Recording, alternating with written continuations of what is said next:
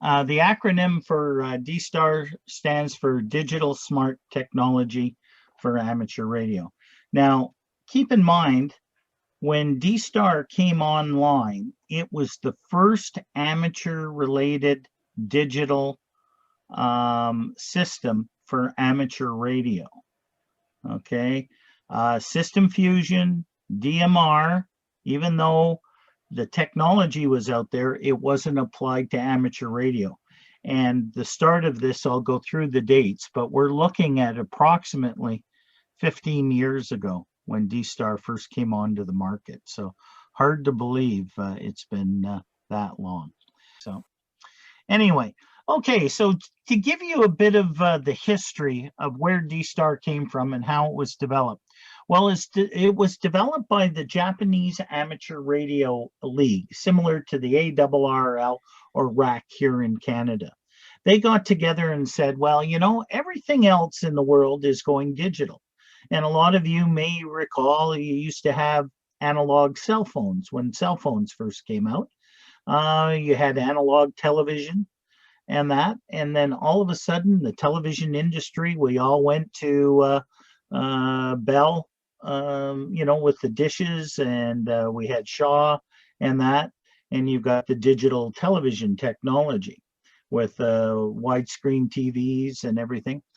Cellular went the same way. They used to be analog. You used to be able to monitor a lot of the cellular calls up around the 800 megahertz range, but then all of a sudden they went to digital technology. So why shouldn't amateur radio go digital? So the Japanese Amateur Radio League, very leading technologists in regards to technology, said, this could be a real good market for amateur radio. So they approached ICOM and said, ICOM, would you be interested if we developed the technology? Would you build the radios and assist with the? And ICOM said, absolutely, sounds like a great idea. And one of the goals that they looked at, first of all, was the advancement of the hobby to get into the digital market. Second was frequency efficiency. As you know, we've only got 4 megahertz in the 2 meter range, 144 to 148 megahertz, and we can only have so many repeater pairs. If we go to digital technology, what it does is it takes the bandwidth of an analog signal and narrows it down to the just the audio quality, and they can get more spectrum, which means we can have more repeaters in the same amount if everybody decides to go digital. And of course, experiment with voice and data communications at the same time. Not only can you listen to the person, but you can see if they're sending any messages or data streams with that. Al, yes. I have a question for you. I think the other day you mentioned that Dstar on HF.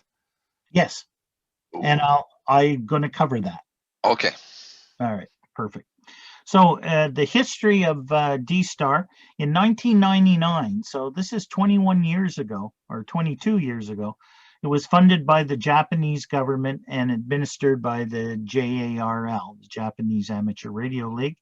And in 2001, the open specification was published, and anyone can implement it. A lot of people think that ICOM is priority to ICOM alone. It is not. Anybody that wants to get into Dstar and develop it can. And two prime examples are the Kenwood TH D74 handheld. Right, Kenwood developed Dstar handheld there, and the OpenSpot 3 that I've talked about many times. You know, it can transcode and do that. So if the companies are willing to pay for it, absolutely, you know, they can do Dstar. So basically, in December 2003, the first system was installed in Dallas, Texas. And then in February 2005, the first gateway, and when I talk about gateway, that's the first repeater connected to the internet, was installed in Dallas, Texas. It was the K5 TIT group, K5TIT stands for the Texas Institute of Technology. And they adopted this. And then in Dayton, 2005, they introduced the first Dstar radio, which was the ID1, the 1.2 gig, with the RP2 promotion with it to look at it. I remember being at Dayton that year and walked by the booth and looked at it and thought, that sounds pretty interesting, but it'll never take off. I walked right by it, right? So that.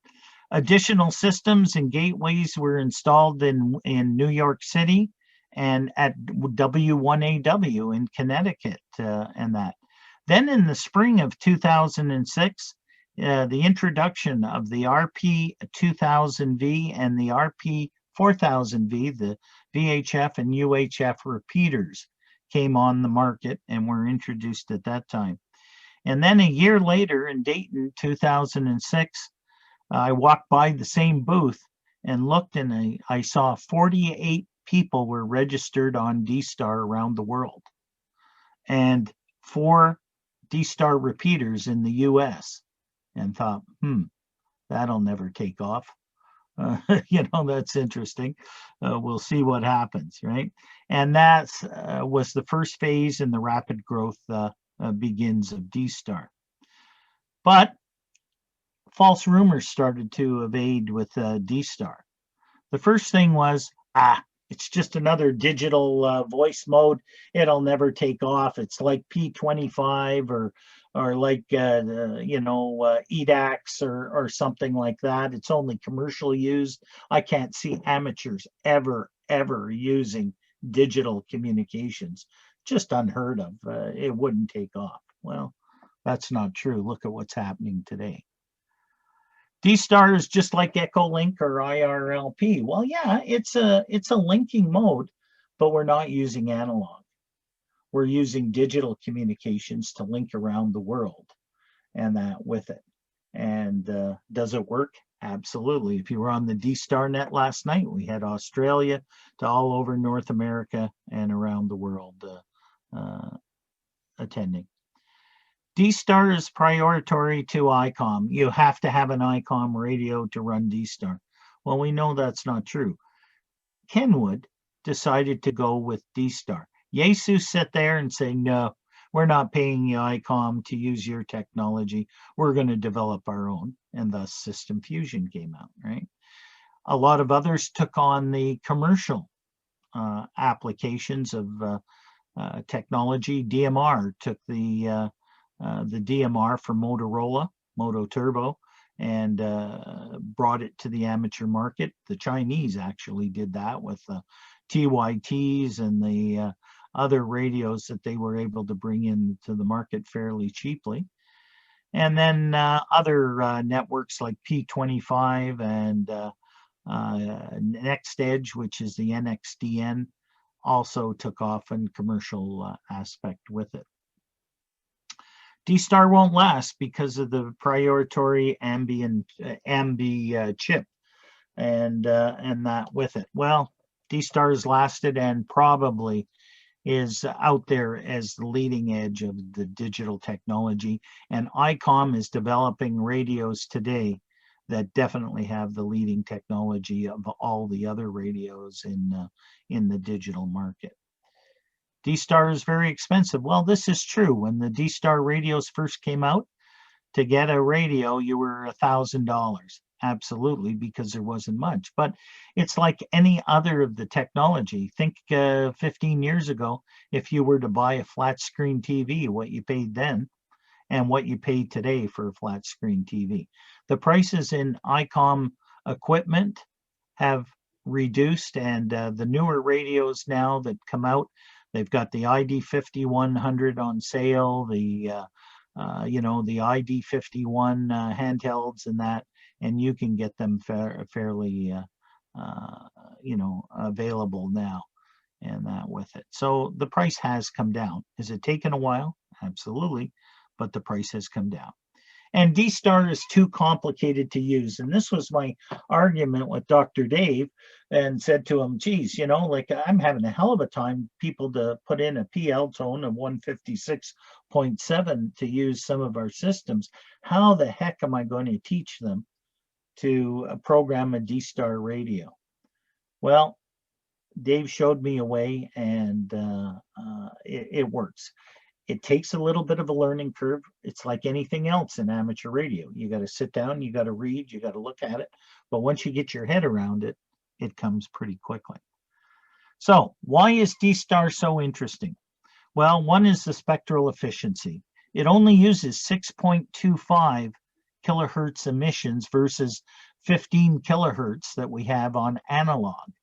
So that means if I have a repeater on 147.000, okay, running analog, the next repeater that I could put on the air would have to go to 147.015 kilohertz. And some areas have 20 kilohertz spacing, so the next repeater would be 147.020, but 15 in Canada is adapted. So that means the frequency spectrum of repeater pairs would be 147.000, 147.015, 147.030, 147.045, 147.060, and the list goes up the spectrum. With only 6.25 kilohertz, I can get twice as many digital repeaters in that same spectrum, and no interference amongst one another. So technically, if we wanted to have TOP running digital at 147.000, we could have another repeater running, 6 kilohertz away from that. And there wouldn't be any interference because we're so close because of the frequency spectrum. More efficient for use, available bandwidth, and allows more channels in the crowded spectrum. It's not really an issue here in Northern Ontario, but when you go to an urban center with the repeater councils, if you were in Toronto and wanted to get a repeater pair to put up your own repeater, you'd be waiting years because every single frequency is taken. But if you were to put up a digital repeater, you could put one in between two analog repeaters and not cause any interference with it. And here is a spectrum analyzer, an older one, but it kind of shows you that if there is a transmission on analog versus digital, of course the top is analog, and you look at the spectrum that it takes up versus a digital, it's half the spectrum usage that way. And that is a huge selling feature with it. But one of the biggest selling features was simultaneous voice and data capability, both on the 2 meter and 70 centimeter band. And of course, data streams that if the internet should go down, you have the ability to hook up the system and send digital voice and data information. And now in emergency communications that some of you are learning about WinLink and all of this technology, FT8 and that has come along subsequent to what Dstar first came out. When we were looking at this and thought, wow, you can send messages across this without having the internet. When you're looking at ARES applications and emergency situations using program like DRATS, which is Dstar spelled backwards, and that dealt with a program that interfaces with the radio that you can do over the repeaters, where you can send pictures, you can send data traffic, documents, and that in emergency situations, it's very valuable. Now, the technology has evolved, and we're trying to get WinLink up and going so that all the data information is built into the WinLink system. But at the time, this technology was far above everything that was going in. And of course, it was high-speed data capabilities, 128 kilobit Ethernet. Like, that was really fast back then. You remember the old 56K dial-up, with the modems and everything. Well, that was twice as fast back there in the bridges. And you know what? Even today, it sends information back and forth pretty quickly if it's used. Then the internet linking capabilities. Wow, you mean I can sit here with a Dstar handheld and talk to somebody 50 miles away or 100 miles away? Go on, you're kidding me. What? I could talk to someone halfway across the world? Nah, that'd never happen. That's impossible. Well, all you have to do is listen to our nets. People are linking all over the world and that with it. And they used to have user linking versus site linking. And this is really interesting. When the Japanese developed Dstar, and this will answer some of the questions, Doug, that you had with last night listening to the CanNet and that with it. The original concept of Dstar was what they called call sign routing, which means every radio that you get has your call sign put in it. So anybody that has a Dstar radio, the first thing under the My Call field that you put in, if it was my radio, I put in V3AJB, right? That's the first thing that goes in every time I key up on that Dstar, my call sign. And if I put a message in the username, Alan and Little Current, that gets transmitted at the same time. Okay. But when the Japanese developed the system, they said, okay, my buddy Tom, BA3TSS in Sudbury, I want to talk to Tom. Okay. In the Your Call component, I don't go to a reflector because there were no reflectors at that time. I don't go to a repeater because there weren't very few repeaters, or there were Dstar repeaters. But Tom lives in Sudbury and I live in Little Current. What I could do is we both have repeaters. So what happens is the repeaters are connected. So I go on the network system and I put Tom's call sign DA3TSS under the Your Call. I make a channel that way and I call it VA3TSS. That's Tom's channel. So if I want to talk to Tom, I turn my radio to that channel, key up the microphone and say, hey, Tom, you out there? Whereabouts are you? V3AJB, Little Current calling, right? Now what happens, it's like your cell phone.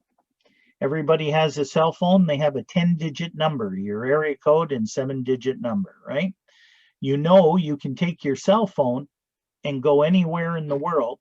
And if I'm sitting in Little Current and I call your cell phone number, if you're sitting in the middle of Alabama or in London, England, and you've got the digital, data plans or connection for cell phone use, what your 7-digit number happens, it goes into the cell phone system and finds out where your cell phone last pinged a cell phone tower, and all of a sudden that number and your audio is routed through and your cell phone rings, doesn't matter where you are.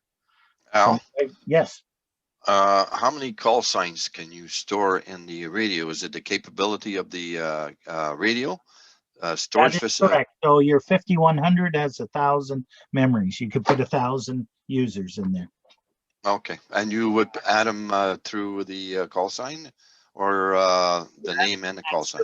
The call sign, absolutely. What happens is the technology in the radios captures the call sign, and you can add them into memories. So as long as the call sign's added into the radio, it's like a cell phone. You just go to that call sign and then you make the call through Dstar. That is correct. And that would be to the through our repeater here in let's say in Little Current. That is correct. Okay. So let me expand on that. Now I'm talking back in 2005 when this technology first came out. Okay. The Japanese developed this. This was the total operation of Dstar. Okay. So the Japanese said, this is how Dstar works. It's peer-to-peer. It's ham to ham using call sign routing. Okay. So Tom's in Walt Disney World in Orlando, Florida, and he's on the Dstar repeater in Orlando. And I don't know where Tom is, but I go to Tom's channel and call him. What happens is it shows, oh, Tom was on the Dstar repeater in Orlando.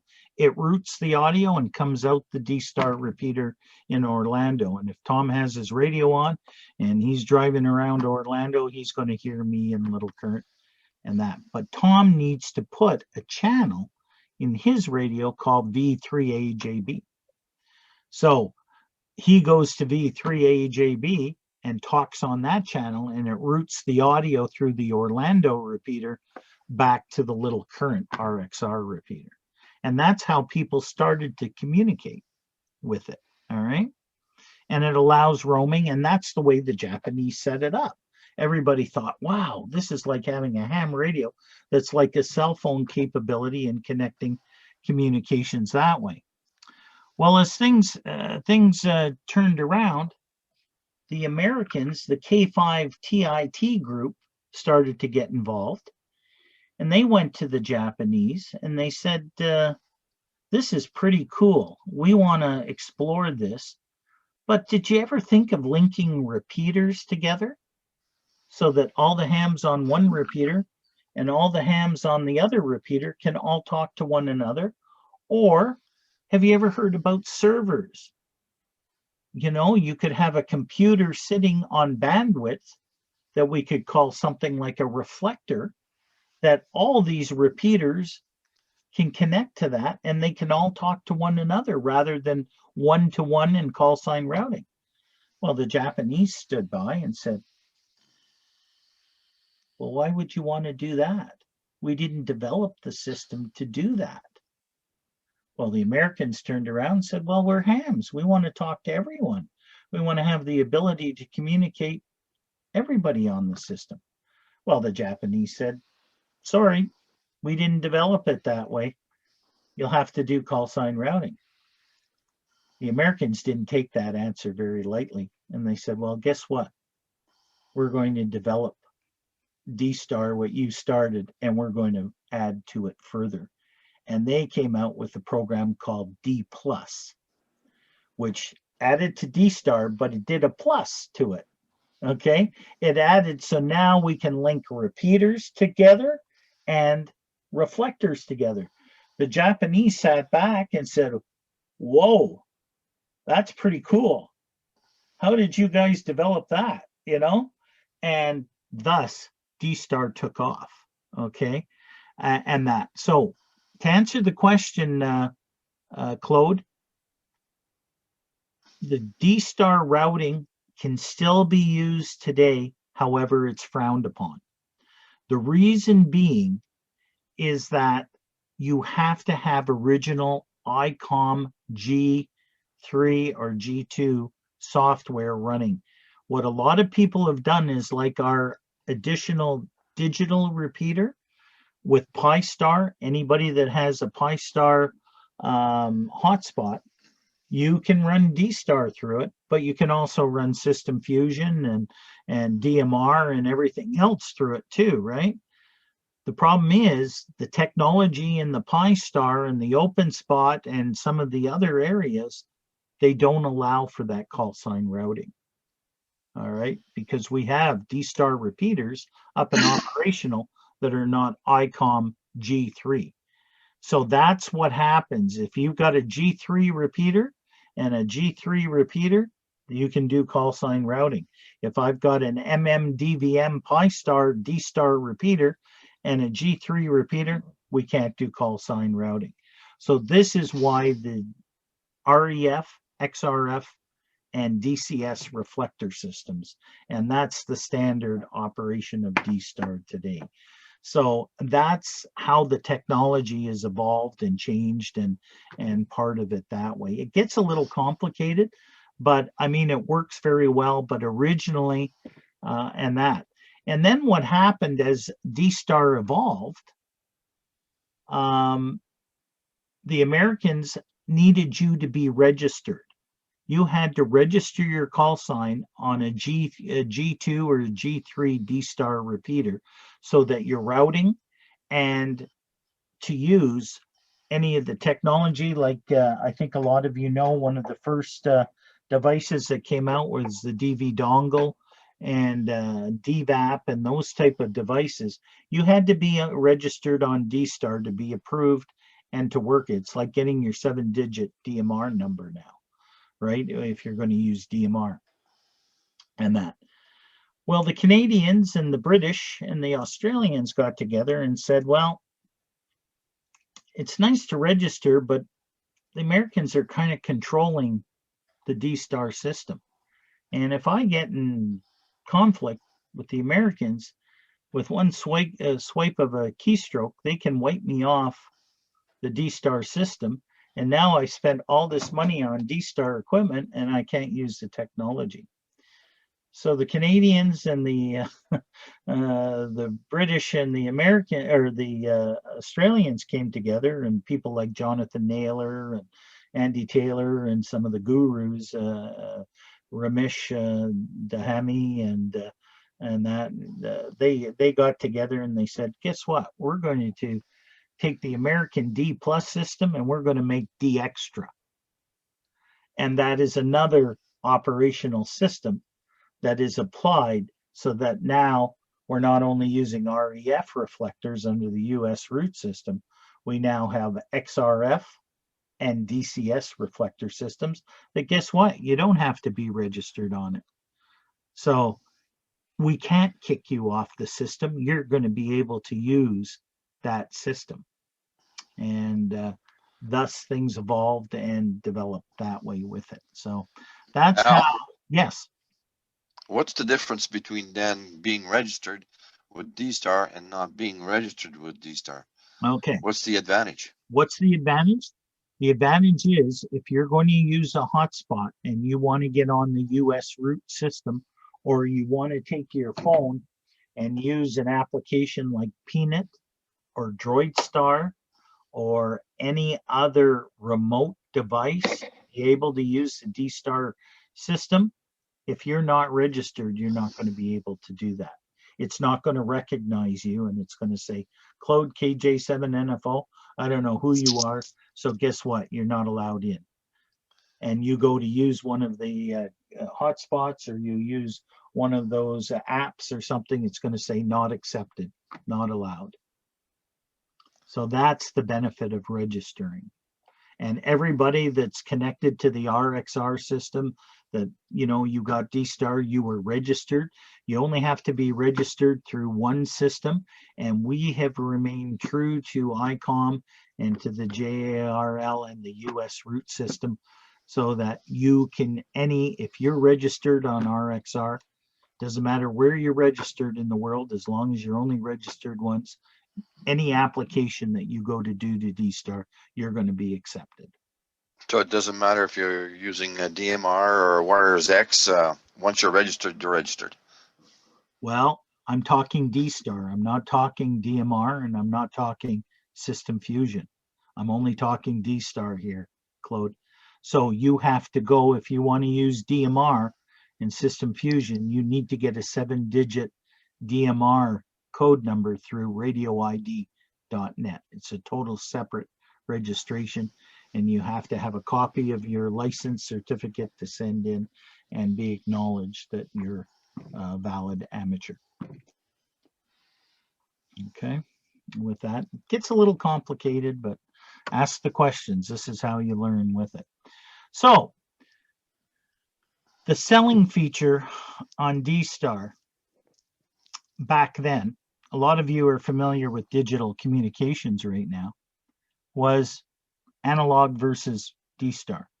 With analog, you know, you get picket fencing, you get fading, you get static crashes, you get all that noise around analog, and you hear that on RMI at times, right?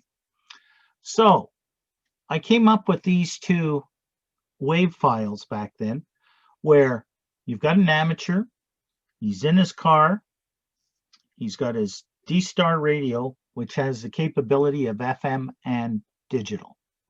Same antenna, same power output, same distance simplex to the other station he's talking to, but he flips from analog to digital and digital back to analog. Listen to the difference. Okay, I found a place to turn around. This is KC5ZRQ on digital. Can you hear me? Okay, I'm going to switch to FM. So let's go ahead and switch to FM. This is KC5ZRQ on digital audio. We're going to change over to FM. And this is KC5ZRQ on FM. That's 1, 2, 3, 4, 5.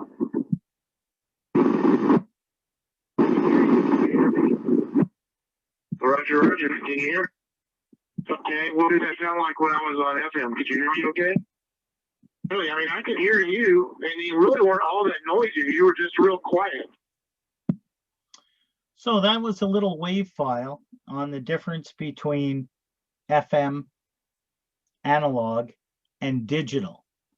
You noticed that when I heard this first wave file, I said, there's got to be something up. You're not going to get an FM analog that's fading out and hardly hear them to absolutely full quieting on digital. That ain't happening, right? So then I found another wave file. Have a listen to this one. This is K7JL testing Dstar. This is a test transmission for the purpose of evaluating propagation effects on digital and analog transmissions. This transmission will now repeat in analog. This is K7JL.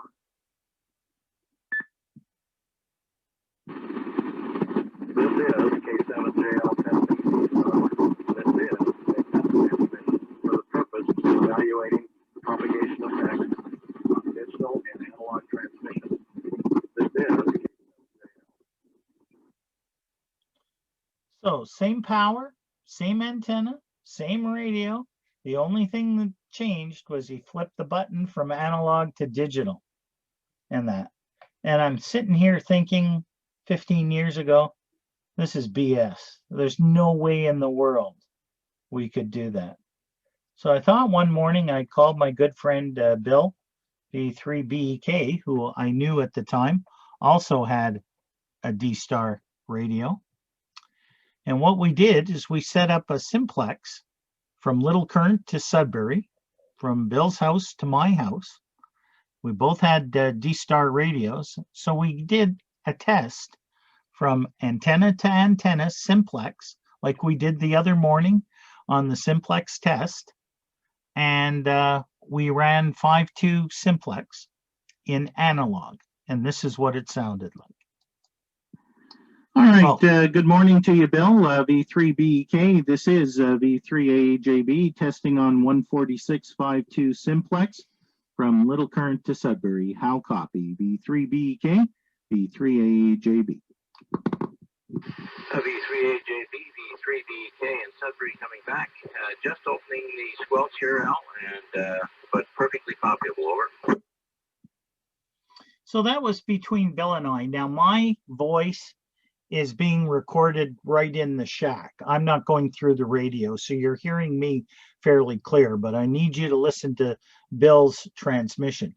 He was coming back on analog. There was a lot of bacon frying, no signal strength on the meter or anything to that nature. So now I called Bill back and I said, okay, let's flip over to 145.67 simplex, but do digital voice, right? Dstar. Same antenna, same power, Bill, same power with me and that. But again, my voice transmission is coming through because I'm holding a recorder up to the radio. Okay, so you'll hear me clear. All right, V3BEK, V3AJB calling on 145.67 simplex on digital. 145.67 on digital. We'll see how you're copying from Little Current to Sudbury. Same power as we did on FM. V3BEK, V3AJB standing by for your reply. Go ahead. V3AJB, this is V3BEK, Bill in Sudbury, Ontario, copying. Q5 copy. No dropouts. Back to you. Okay, sounding 100% there, Bill. Thank you very much. V3BK, V3AJB. So as you can hear, he came back full quieting. I'm sitting there going, oh my God, does this work? Like simplex operations. That's why down the road, guys, I'd like to try on that Wednesday at 1 o'clock, we all flip over to digital and see if there's much of a change there with it. So then what I did is I said, okay, Bill, let's do it all at once so we can quickly hear the difference between one another. So same thing, same power, same antenna system. This is the difference. Listen to the FM analog versus the digital. V3BEK, V3BEK. Can you copy, Bill, on 146.52 FM simplex from Little Current to Sudbury? Go ahead, Bill. V3BK, V3AJB. V3AJB, this is V3BEK returning. No signal strength, but copyable. Okay, very good, Bill. When we come back, I'm going to call you on digital. QSL will go to digital simplex. QSL. V3BEK, V3AJB. Do you copy, Bill? V3AJB, this is V3BEK. Copy, full quieting. Roger, on full quieting on digital. Thank you, Bill. QSL, V3BEK. So there you go. There's the difference. So when we look at it, we find that digital versus analog, you're on a graph here, the audio quality is superb. If the first packet gets through, it doesn't matter if you're 50 feet away or 50 miles away, the signal is going to be the same, where you get the fading with the analog, the picket fencing, and that with it. And it averages to about a 20 to 30% further coverage. So if we flipped on RMI on digital, all right, the coverage that we get with RMI on analog now is phenomenal, right? You can hit it in Sudbury at different locations. We know that up in Blind River, Elliott Lake on handhelds and stuff. If we were to make RMI a digital repeater, you would get 30% more coverage and crystal clear signals. All right. And you probably see that when they do it on TOP with the C4 FM from the analog stations that way. So this is one of the major selling points with the digital stuff. I won't go into the total explanation with it because it'll take a long time, but every digital system has what they call a digital vocoder. And basically what it does is it reduces the complex speech signal into a small number of parameters, like packets that go back and forth, and then it's redone. It's like the binary code with zeros and ones. It goes out, comes back, and that with it, the process. And it typically takes 20 to 30 milliseconds in length each segment, and it's called bits. And they have what they call an FEC, which is a forward correction error. Now, what happens when you get outside of the distance of digital, unlike analog, where you get the fading and the picket fencing and the white noise and the bacon frying and the terrible signals, with Dstar and System Fusion and DMR, you get what we call in the digital world R2D2. And you've probably all heard this.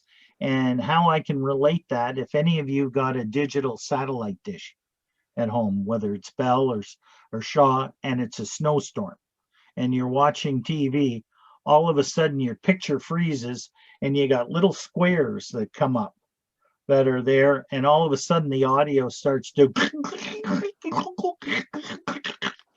break up like that. That's what happens on digital when you're outside the range of the actual repeater, because your bits of transmission are not getting in, deciphered, and sent back out in the right order. And that's why it gets all pixely and sent out that way. That's basically how digital works. This is a bit of a diagram here that has a vocoder chip that comes in. Of course, ICOM have it. They have it installed in all their radios. In the DV dongles that they've got the same chip that goes in there.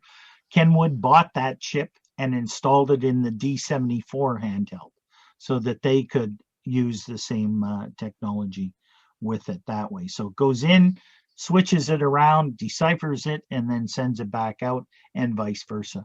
And that's how the digital works. They have what they call an AMBI, an advanced multi-band excitation chip, which is a very powerful proprietary speech coding standard developed by Digital Voice Systems Incorporated. And it converts audio to and from the digital format used in Dstar digital voice at 2400 bits per second with 1200 bits per second of forward error correction, FEC, with it. Now, back then, the standards with digital, of course, Dstar and ICOM were the first to get into the amateur systems with it, which was pretty cool. I mean, they had the P25 APCO with Motorola, phase 1 and phase 2. Tetra with Nokia was a digital over in Europe. Tetrapol from Matra. DMERS, it was in Canada, which was another system. Hydra, developed in Japan. EDAX, you may have heard about EDAX under the Ericsson system. There was TDRS through NASA. Idrium, which is used for the satellite phones under Motorola, and Passport, which was used as a kind of a commercial ICOM, Kenwood, and Trident modes. These were the ones that were in the systems at that time, but Dstar with ICOM used a GMSK Ambium at 7.5 kilohertz Class C. And it's still being used today, and excellent audio quality with that. The first generation of ICOM radios that came out with it, the first actual ones were the ID1 that I talked about and the ID91AD handheld. A fantastic handheld. And last night during the Dstar net, I asked, what is your go-to radio for Dstar or digital modes? And I was surprised at the number of people still using the ICOM 2820, the ID800H, the ICOM 91 AD. I still have it. This radio is like the day I bought it 20 years ago. Unbelievable technology, and it works like a gangbuster. I know Doug has one too, and he still uses it. And all these radios were excellent. The ICOM 2200 was a straight 2-meter one with the chip in it. And of course, the V or U82 handhelds back there were really good. With the ICOM 2820, beautiful radio, full dual band, but you needed to put the UT123 digital board in there. Of course, these are all FM analog radios, but back then you bought the board and you installed it in the FM radio. And this was the first generation. And of course, the GPS operation, they used to have what they call a dongle, which was a little magnetic puck that you could stick to the roof of your car or put it in your dashboard or your windshield or whatever and plug it into the back of the radio. And that would give you your GPS settings. Now, as most of you know, in the newer line of radios, the GPS is all built into the head of the radio, and you don't need to do that now. Then they came out with another series under the first generation, but with further information, the IC80A handheld. And if you notice the microphone that attached to it, they built the GPS operation. The little stub on the top was a GPS antenna, and that was used to bring in GPS signals and that. And then in the ID880, replaced the ID 800. Still a lot of the same operations, but it also gave you GPS capabilities with plugging in the external adapter with it. Two beautiful radios, still used a lot in today's, and you can find these for sale on eBay and around, and that along with the first generation ones that I just showed you for dirt cheap. I mean, you can get into Dstar. It doesn't cost very much money now. Then they updated the handhelds and the mobiles. They went to the ID 51 AD. Great radio. I have one of those. Love it. Works very well. It's got the DR mode and a lot of the advanced features that now that Dstar have. You can pre-program all the repeaters in there under the directory, and it uses near repeater mode so that you don't have to pre-program it. It's already in there. A lot of the new radios take an SD card. You download the repeater file and in it goes, and away you go. And of course the ID 4100, which is a great mobile dual band radio. The nice thing about that radio, it's very portable. The head detaches. You can install it in a mobile application, and it's got all the features, plus the GPS, as you can see here, is built into the head of the radio, and it automatically picks up the satellites. Then, of course, they expanded and now made the ID 5100, probably one of the Cadillac radios in Dstar, very popular. Great big display. If a lot of you, like myself, eyesight's starting to fail, it's nice to be able to project the big screen and see the numbers and the letters and everything involved. Full dual band, so that you can hear both sides of the radio simultaneously at once. And again, a detachable faceplate, and works extremely well. As technology, and you asked about HF capabilities, Claude, and that they came out with the ICOM IC7100. These are called Shack in the Boxes. The ICOM 7100 is a full HF radio, 100 watts, 160 through to 6 meters, but it also carries 2 meters and 440 in it. So you've got every conceivable frequency for amateur use, but it's also a full compatible Dstar radio, which also has HF capabilities on any band.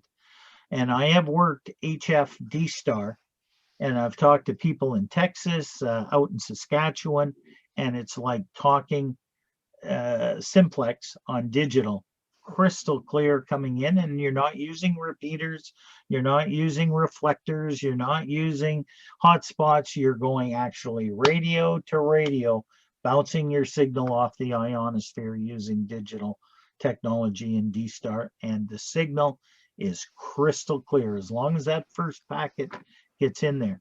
Now, another radio that I don't have displayed here is the ICOM 9100, which is a full base station. They came out with that. I think John BB, he has one there.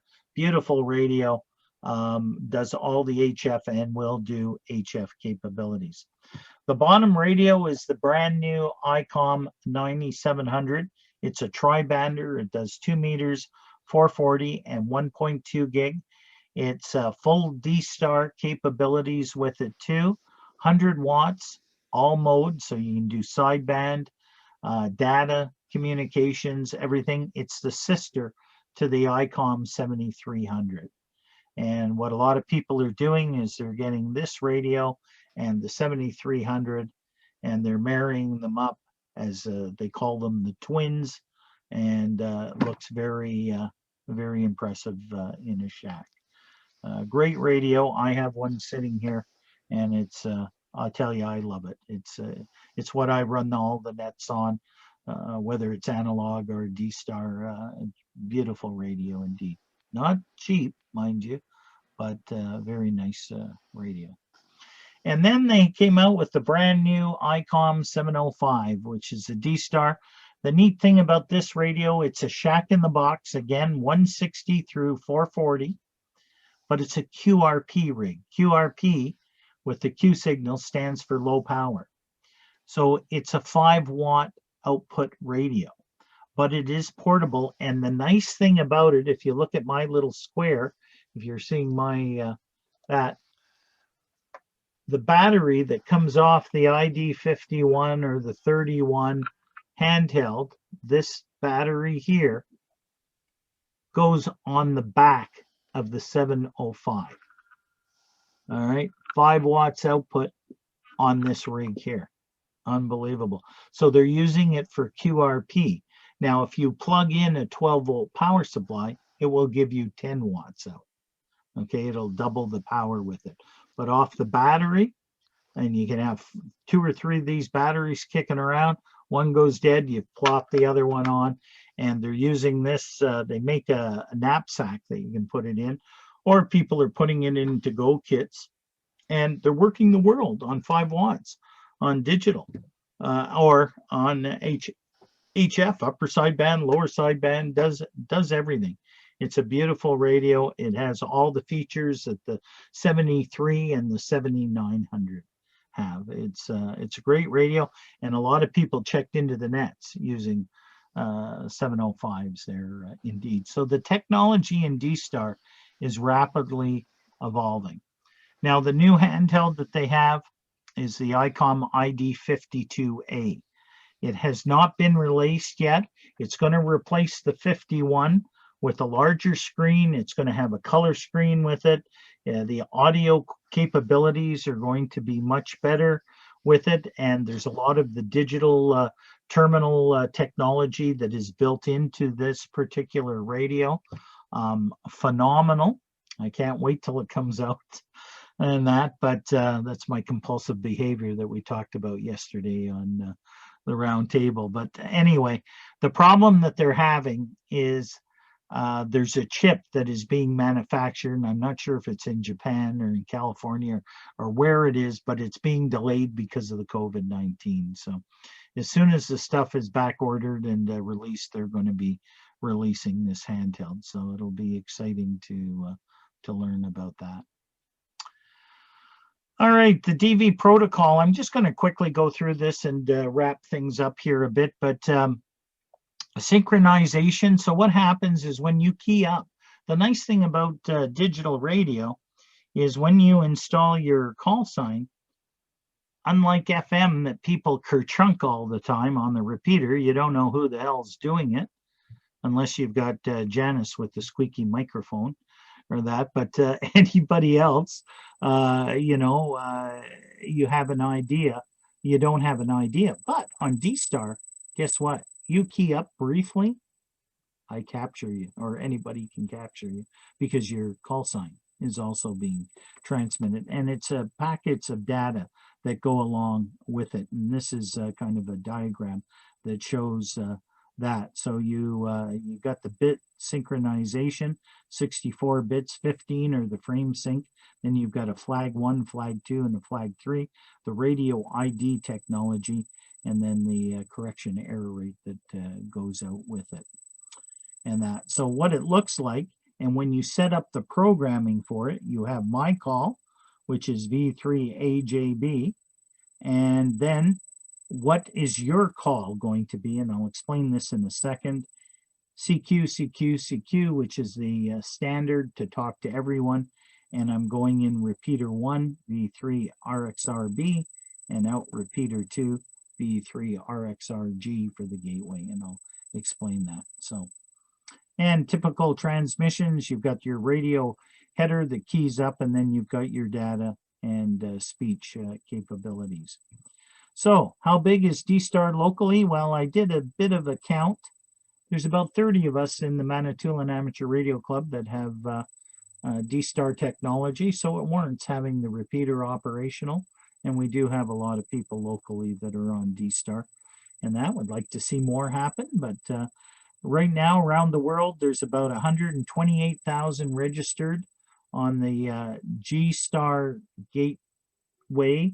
Some are working Dstar but are not registered, so there could be twice as many people.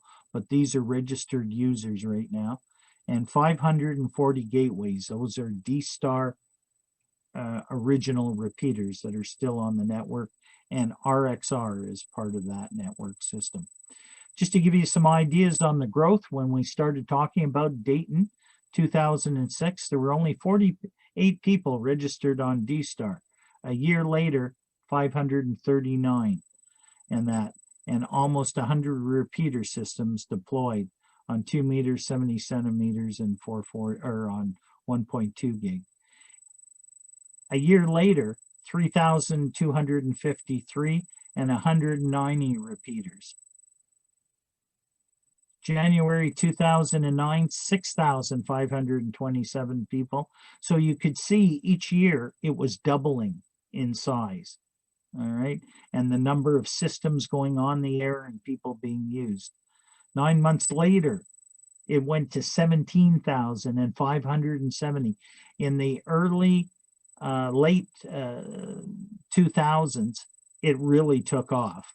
And early 2010, 11, and that. The registered users in Canada was increasing rapidly too. You can see the number increases with the number of radios and repeater systems happening there. And today, March 2021, we have 80 registered repeaters, okay, for Dstar in Canada with the call signs, and 120 repeaters in Canada using the original Dstar capabilities, 2 meters, 70 centimeters, and 23, and 28 repeaters in Ontario alone that are operating in Dstar for connectivity. Dstar repeaters in Canada, you can go to a couple of websites, and here they are here. If you want to have a quick look at the repeater information, dstarusers.org is good. dstarinfo.com. Our website for RXRC repeater is this one. If you want to check out the XRF 103 Bravo reflector, you can go to that website. And of course, our repeater or our club website, v3rmi.org. And now we have a new Facebook. I haven't added it to the list, but just go and Google Facebook Manitoulin Amateur Radio Club, and you'll see our Facebook site in relation to that. I will go to some of these a little later towards the end of the presentation. Just the Dstar system overview. If you have a full Dstar stack, you have the RP2C controller. Now this is Dstar, okay, ICOM. You have the RP2V, 2 meter, the 440, and here's the 2 meter and the 440. The RP2 is the 1.2 gig of voice, and the RP2D is the digital. And that we don't have the 1.2 voice or digital repeater system on our stack.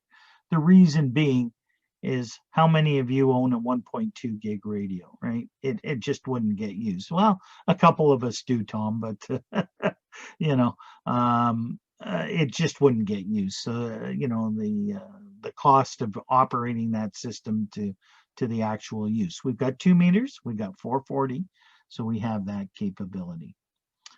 So how do you program Dstar? I'm not going to go in because that's a whole separate lecture, but this is what Dr. Dave taught me.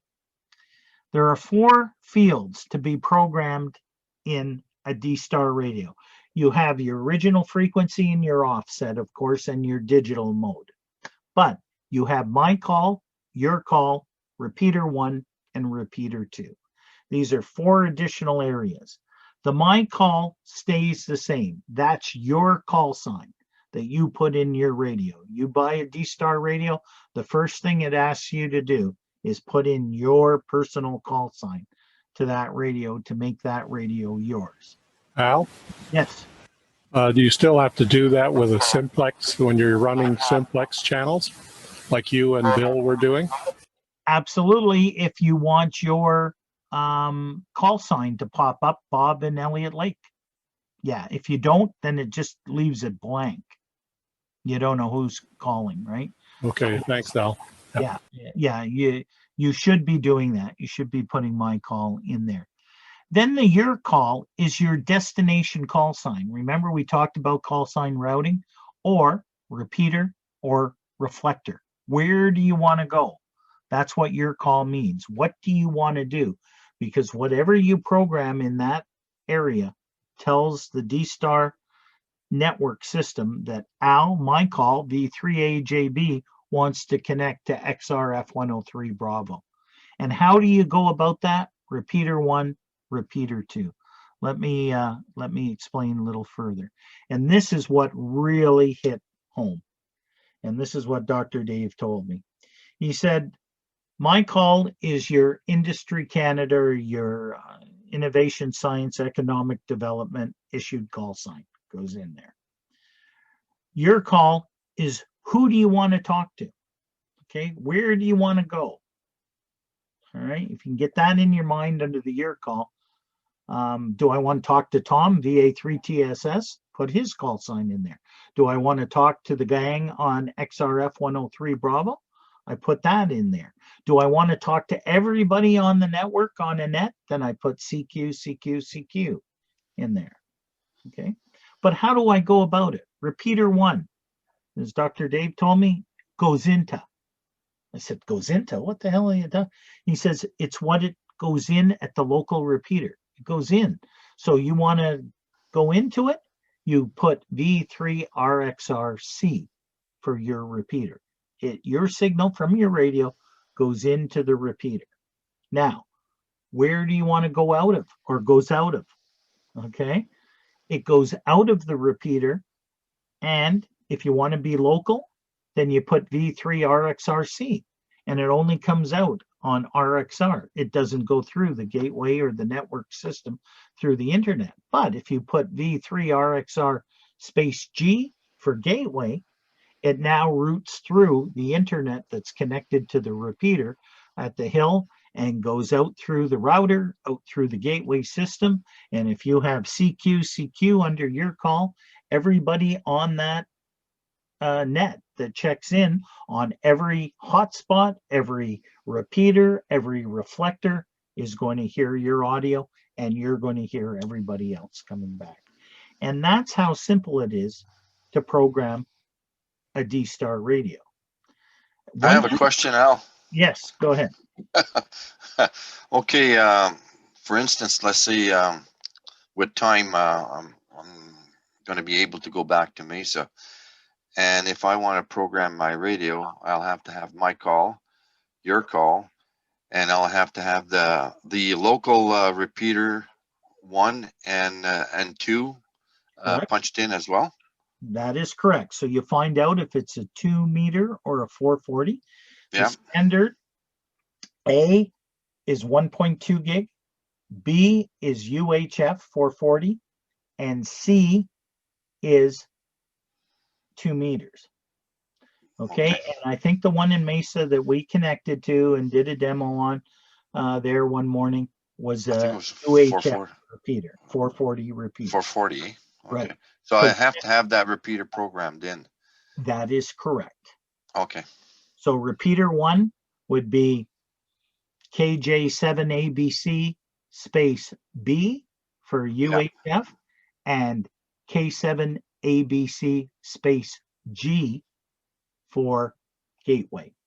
So as long as I have them 1 and 2 repeaters programmed into my radio, and if I have my call and your call, let's say in the radio, I can automatically just go through call you your call with your call sign, and we should connect. That is correct, as long as I have a channel in mind with KJ7NFO under the your call of my radio. Okay. Now that's providing the repeater in Mesa is a true Dstar repeater. If it's an MMDVM Pi Star repeater, then the call sign routing, we will have to connect on a reflector. And the best thing for you to do is to have a channel that will connect that repeater to XRF 103 that RXR is sitting on, and that way we can connect that way. If it is your call, Al, would that have to be RXR? I'm sorry, the question again? Okay, his call, he's going to put in his own call there, or okay. He puts in his own call under my call, so KJ. Yeah, and then your call, in order to direct it, okay, it has to, your call would then have to be the little current repeater go No. there, because No. repeater 1 and repeater 2 are his local to get in and get out of his Well, local. if he wants to connect the repeater, then yes, he would put V3 RXR space, or he wouldn't put space, he would put C for the 2-meter repeater, and then in the 8th position, he would put the letter L for link. Right, okay. All right, and then key up on that channel, and then go back to a channel that he has set up with my call KJ7NFO, your call CQ, repeater 1 KJ7ABC space B, KJ7ABC space G, and then he can talk to me. Yeah, I thought that's what Claude was asking there, is like if he's in Mesa, Arizona, his repeater 1 and 2 are his locals that he's down there, but where it wants to go is your call, so he has to get it directed there. And as Andy is showing, he's showing that in the repeater directory, it's already there. So that's a different area with the DR mode. And yes, you can automatically bring it up and away you go that way. However, Claude, before you head back to Arizona, we will get together when things open up, and I will make sure that you have all proper channels programmed properly. So when you get down there, it's just a matter of going to a channel, picking it up and calling. So this is like a peer-to-peer arrangement. Yeah, actually it is, absolutely, providing you've got true Dstar repeaters. The problem with the technology now, everybody's talking off a hotspot. Okay, and the hotspots won't do peer-to-peer. So you have to rely on reflectors or connecting to a repeater or that. So the technology is evolving, and people are building things and that. So, I mean, you can do simplex on that. You don't need to put anything if you're doing a simplex on repeater 1 and repeater 2. You don't need it as long as your call has CQ and my call has your call. If I'm calling Rusty, he just has to set up his radio CQ and put his call B3WVA, and we can talk back and forth that way on simplex. If you're going through a local repeater, then what happens if you want a local and not go out through the gateway, you just put CQ, repeater 1 that you go into, B3RXRC, and it stays on that local repeater. And we can talk back and forth from Rusty. He sets his up, CQ, repeater 1, B3RXRC. But you have no gateway access, so you can only be heard locally. Can you go from C to module B? Yes. Locally? Absolutely, you can if I have the B side turned on. Right now, the B side's not turned on, but yes, you could. So you could come in on 2 meters and go out on 440. Absolutely. Yep, you could do that and that. So this would whatever. I'm sorry. Well, the question he just asked, you don't have the B side turned on right now? No, I don't. What would happen if you did turn on the B side? Then we'd have 2 Dstar repeaters operational, RXRC and RXRB. So you could access both 2 meters or 440, depending on what type of radio you've got. What's the reason right now for not having that set up like that? It's because the same frequency, Okay. 442050, is now on DMR. Because we don't have a tower site to put the B module on separately with an antenna, heliacs, duplexers, and everything else like that, what we have done is we have turned off the B side repeater and turned on the multi-mode RXR but we can run that RXR repeater on DMR, System Fusion, Dstar, P25, or NXND. We have all those capabilities off that system right now. Right now, I've been experimenting on DMR. So now if you had a DMR radio, go to 442.050. You can talk out through the DMR network system. And I've flipped it over to C4 FM. So if we wanted to, we could connect up to the TOP repeater off it on C4 FM or Sudbury or anywhere else in the world if we wish to do so that way. And what I used to do, nobody was checking into it, but I had it hooked up to the CQ Canada net on Wednesday nights at 9 o'clock on C4 FM on 442.050. So, but you needed a C4 FM radio to do that. So right now, if I wanted to connect to TOP on their net, I would be able to. If we connected, and the problem with, well, it's not a problem, but Eugene did the connections with TOP, and he was strictly Wires X. Okay. Unfortunately, the network that we have up at the tower site is YSF and FCS reflectors. So no, Eugene would have to connect to one of the other systems to link the two repeaters. But is the probability there? Absolutely. Yeah, But the because nice thing TOP doesn't have internet access. right. So that's the problem with the repeater. Okay. And that's the problem with like, I'm going to leave that for another day, but we have future capabilities, and at our annual general meeting, I'm going to propose some things and take action this summer as to see where we're going with RMI. So anyway, I don't want to belate this, but the right way to do it, as you can see, is if we wanted to talk through the RXRC repeater, but also go out through the gateway so others could hear us, you'd set up your call as CQ, CQ, CQ, repeater 1, V3 RXRC, repeater 2, V3 RXRG. And then Rusty would do the same. He'd put CQ, CQ, CQ, V3 RXRC, and V3 RXRG, and his my call. And then what happens, not only can we talk to one another, but anybody else on the repeater, but now it also gets fed through the gateway system. And if RXR is connected to a reflector, then you come out through that reflector too. And yes, you can talk to one another. And here, if I'm talking to Dave down in Indiana, like he does when he checks into our system, they have a Dstar repeater there, and we could connect RXR to W9ARP in Indiana, in West Lafayette, Indiana, and connect that way. But Dave has to set up his your call if we're going to go to call sign routing.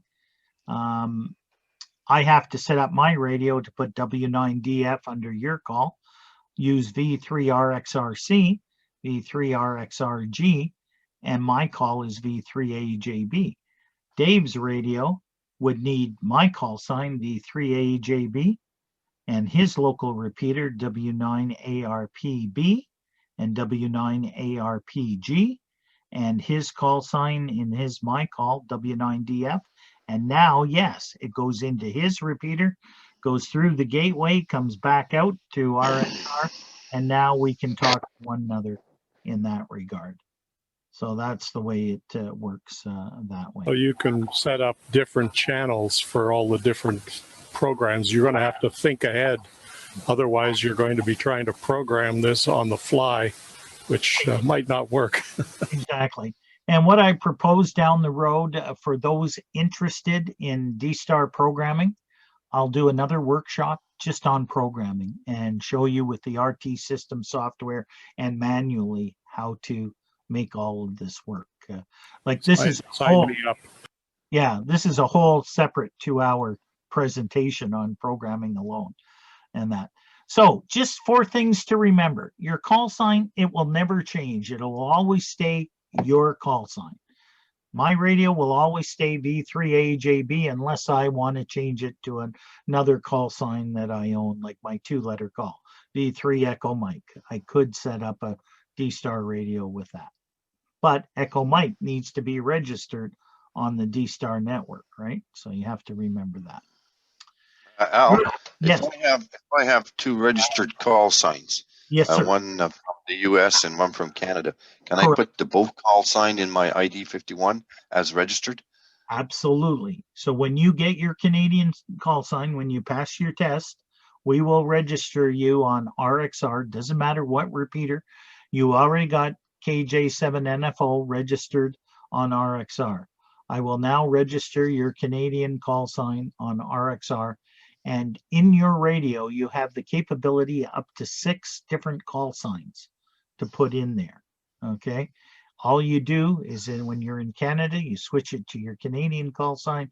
When you go down to Arizona, you flip it over to your American call sign. Yeah, Sue and I share a radio, Al, and we have Sue's call sign and my call sign, so we share the radio and we just switch back and forth.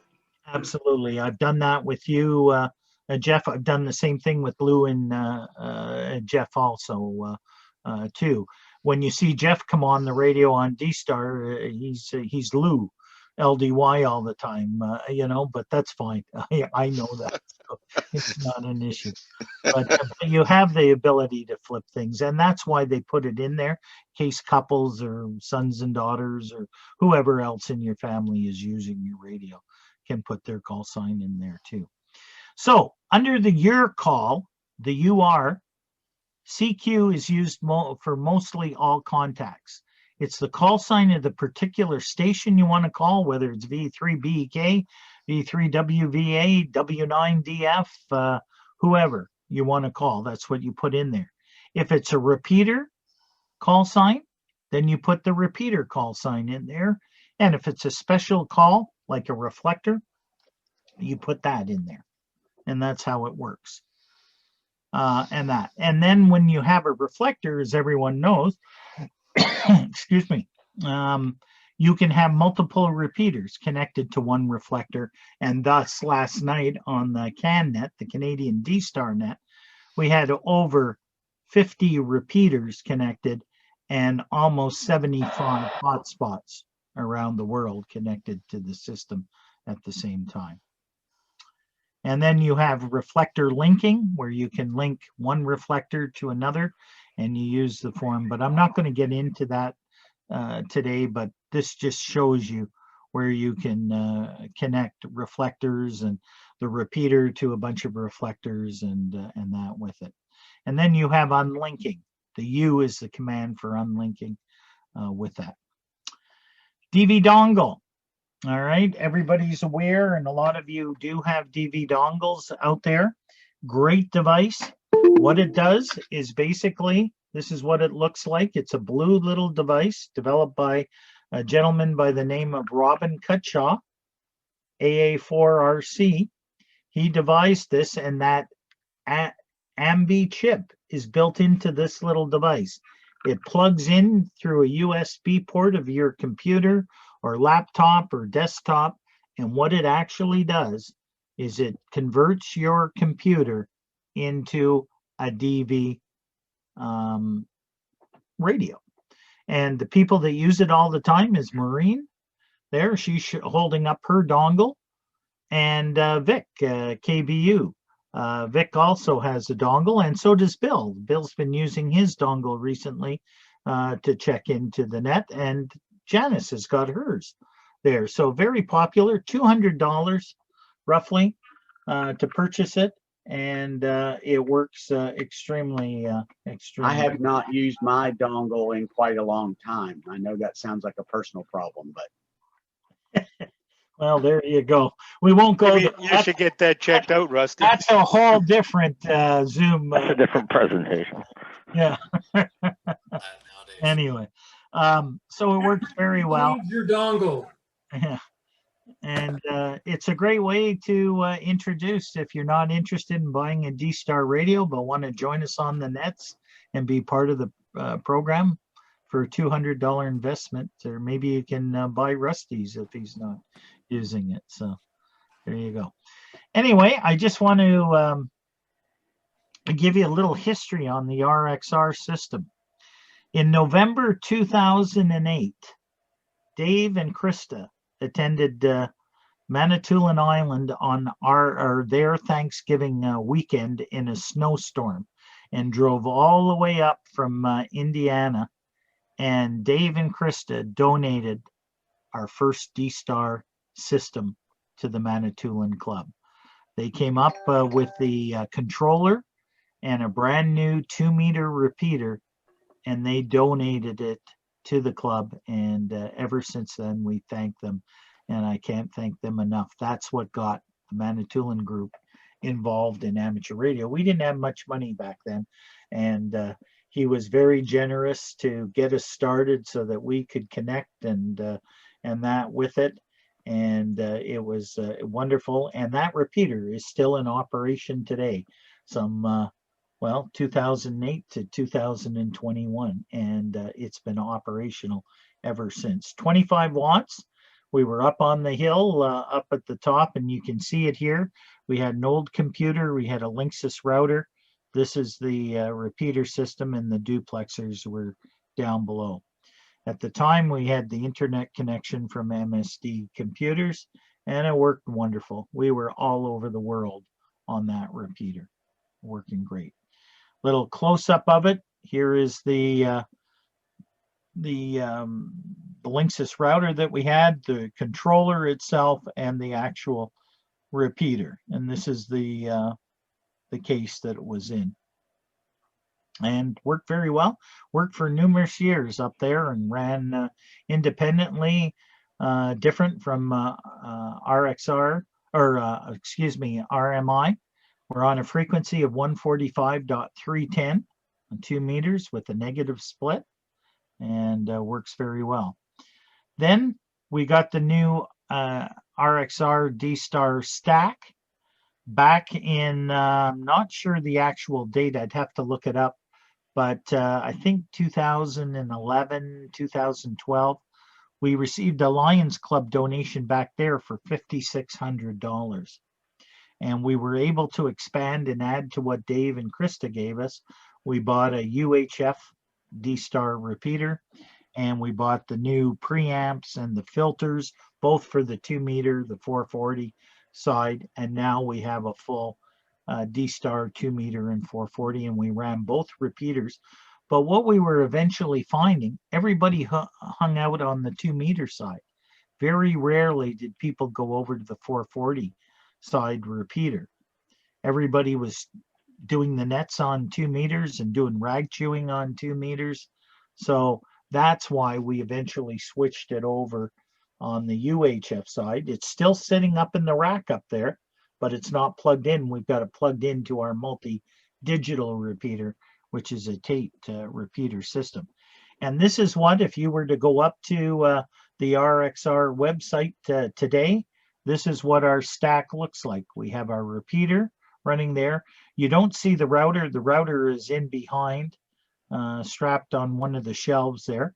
But we have our 2-meter repeater, the controller, which operates, and that's plugged into the internet. You see one of the cables that are plugged in. And then we have the 2-meter and the 440 repeater stack there. And then we have the angle linear preamps and filtering cans that are connected to 2 meters, 440. This is the UHF 6, it's called a Reslock 6-can duplexer. And down below is another 6-can 2-meter Reslock Sinclair duplexer. And the coverage, as you know, is all over. The UHF frequency 442050 and 2 meters 145.310. And we're connected to over 550 Dstar repeaters worldwide. And that's the ability of this system at RXR right now. We're lucky to be on that commercial tower. It's a 350-foot, 400-foot tower. We have a 210 C4 Sinclair 4-band antenna, which is still working good, thank God, and a UHF 310 C4 on the UHF side. still working great, and not as great coverage as RMI, because RMI is on a 500-foot tower, but we're up about 1,300 feet, and chances are, I know the gang in Sudbury can get into Dstar no problem. Bill's been into it, Tom, Dennis, others have keyed it up no problem at all. So it's got pretty good coverage. So the Monday night Northern Ontario Dstar net idea came about from Dstar users around Northern Ontario to get it started. So we have Sault Ste. Marie, we have Elliott Lake, we have Timmins, we have Sudbury, and people with dongles, and others with hotspots that are now connecting. And now we've got Ottawa on board, we've got Toronto, we've got Hamilton, we've got Victoria, British Columbia. The thing is growing leaps and bounds on Monday night. And actually, the Monday night Dstar net, strictly Dstar, is starting to outgrow the Friday night CAN net, which is nationwide and worldwide. So, I mean, it's if people are telling you Dstar is not alive and well anymore, they're wrong. People are out there and they're using it. Purpose, check in, share information about Dstar and other digital modes. The majority of the users are Dstar fans, and they have Dstar equipment, and that's what they want to be part of. So we didn't expand to the other digital modes. With one mode, there is not the delay in transcoding other modes, and the audio quality station is much better, and it flows through much easier on a Monday night than sometimes you hear on a Friday night. So there's a little difference there. And it's on Reflector XRF 103 Bravo for any hotspot, Monday nights at 8 o'clock, 8 p.m. with it. Then we have the Friday night CanNet, the Canadian multi-digital net. It used to be the Canadian Dstar net, but now thanks to some of our gurus, Ramesh and that, it goes over to Reflector 16 Bravo. And we used to be back there in 2009, but then we switched to XRF 21 Bravo in 2011, and now we're on XRF 103 and 905, 005, and that. As it grew, we're at 9 p.m. on a Friday night, and the reason is we're nationwide, 10:30 in Newfoundland and 6 p.m. in British Columbia. So we're dealing with 4.5-hour time zones to try and bring everybody in across the country. It's expanded to include many US, and XRF 038 is the Ohio group station that joins us. That's where a lot of our American friends are connecting in through the system.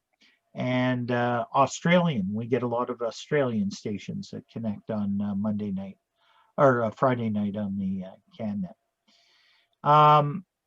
We use various reflectors, and what we did is we expanded to a multi-digital. So now you can access the Friday night CanNet through Brandmeister Talk Group 302050 on DMR Talk Group, or on Yaesu System Fusion on channel 36010, known as the Canada Ontario Procom channel on YSF. So it doesn't matter what digital mode, you can join us on the Friday night multi-digital net last night, and it expanded. It was a great net last night, lasted almost 3 hours, and I had close to 45 check-ins last night. So it is growing, no doubt about it. Net takes place every Friday, and we switch. Rather than myself do it every Friday night, because I'm on every Monday night with the Northern Net. I have two great people, John VA3 Whiskey Mike from Niagara, and Doris VE5 DJQ from Saskatoon, and they share the net control, and we rotate every 3 weeks. We each have a chance at it. If anybody is interested in becoming a net controller on it, let me know. We'll be glad to add you to the list for sure with it. And a neat feature is each week we ask a topic or a question, and that determines the length of the net. Usually, if it's a good question that's asked and it sparks an interest, then that can last a long time. If it's something people aren't really too interested in, then it tends to flow a little faster. But you know what? It sparks interest. And I received an email this morning from an amateur that was on there and just thanked me for doing the net because I make it personal. I ask how people are doing. I ask how you know, what's happening? What type of radios are you using? What's happening? Rather than just say, oh, okay, thanks, checking in. Next check-in, right? The more personal you make nets, the more interest it brings to people. So I thought that was very nice. And I know a lot of you have done that with me too. So I truly thank you. And all are welcome to join us. You know, come in and do it. The V3TNK networks. Here's 4 other websites that you may want to check out. One is va3uv.com, which will give you the XRF reflectors 005, 905, 038 alpha, and that. If you want to check our main hub reflector, it's xlx044.va3uv.com. Our 103 reflector is there if you want to connect up to the 103 reflector. And then if you want to see all the Freestar information that's connected to the system, there's the website there with it. And I can go to these a little later after we close up here in a few minutes. So, and then consider a hotspot. You know, we talked about the OpenSpot 3. This is becoming, and I was quite interested to find out that the majority of the hams on the CanNet last night had hotspot 3s that they were checking in on, because the nice thing about this hotspot, which you've seen me demonstrate many times before, is it doesn't matter what digital radio you have. You can connect to any digital mode. So it's a pretty interesting type of hotspot. And anybody that wants to stick around and see a demo, I'll be happy to do it on the group here this morning. So again, thanks for listening. I'm now open for any questions. I know I took your morning on here, but I thought I wanted to update our local club on what's happening on Dstar. And of course, you can contact me. You all know how to get a hold of me. So with that, that's the presentation for this morning. So let me open this up, stop sharing, and thanks, Al. I have a question. Absolutely, go ahead. I'll get my question in before Claude. I got it. This is actually not my question, but I bought this book some time ago. Oh yes, and I really recommend it because it not only is it's got sort of the history, but it also goes right through a whole load of things, and even down to all the different dongles. But there's a chapter. Show that again. Show Thanks. that book again. It's called the Nifty Easy Guide to Dstar Operation. They do quite a lot of different manuals, but this really has everything and how to program it, and they actually have in each section they have a how to do it for your particular Dstar